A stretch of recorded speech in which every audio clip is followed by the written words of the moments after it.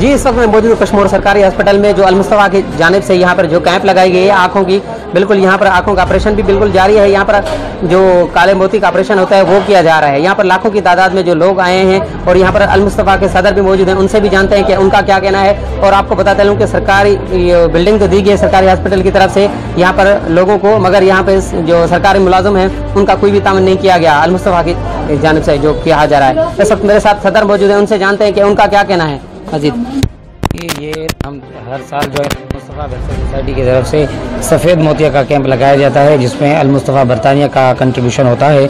यहाँ पे हमें गवर्नमेंट की तरफ से सिर्फ ये बिल्डिंग की सहूलत मुहैया की गई है, जबकि बाकी जो फर्नीचर है या हमारे वॉलंटियर्स हैं या जो इलेक्ट्रिसिटी का जो निज़ाम है या ऑपरेशन के जो एक्सपेंसेस हैं वो सारे के सारे हमने खुद अपनी हेड ऑफिस की तरफ से और अल-मुस्तफ़ा बरतानिया की तरफ से प्रोवाइड किए गए हैं। इसमें डिस्ट्रिक्ट हेल्थ डिपार्टमेंट या डीसी साहब या जो अपने हॉस्पिटल इंतज़ामिया है उनकी तरफ से मज़ीद बिल्डिंग के अलावा किसी भी किस्म का कोई भी ताउन नहीं किया गया।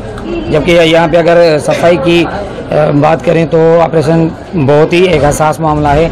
यहाँ पे सफाई की बहुत ज़रूरत है, लेकिन सफाई के लिए भी हमें अलग से अपना बंदा हायर करना पड़ा और बाकी जो दीगर जो मामलात हैं वो सारे के सारे अल-मुस्तफ़ा की तरफ से ही सहूलियात में शामिल किए गए हैं। आपने जी बातें सुनी कि सदर साहब की अल-मुस्तफ़ा के वही कह रहे थे कि जो ऑपरेशन कर रहे हैं वो बैठने की जगह भी नहीं है, जो ऑपरेशन कर रहे हैं मरीजों को कहाँ सुलाएं, मगर वो भी हमें जगह नहीं दी जा रही। यहाँ पर बिल्कुल जो ऑपरेशन जिनका किया जा रहा है उन्हें वापस घर भेजा जा रहा है। यहाँ पर इंतजामिया की तरफ से या डीसी की तरफ से यहाँ पर कुछ भी ऐसा इंतजाम नहीं किया गया जो लोगों को सहूलत हो सके। जी।